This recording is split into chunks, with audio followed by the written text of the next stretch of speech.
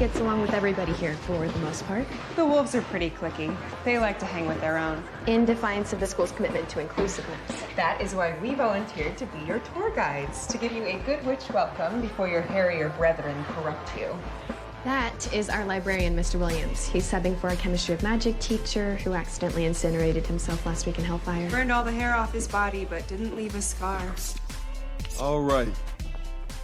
Now, this language has been carefully crafted over centuries. So you may think you can play fast and loose with the syllables, but you'd be very wrong about that. Because otherwise, a love charm becomes a what? Penelope, show us.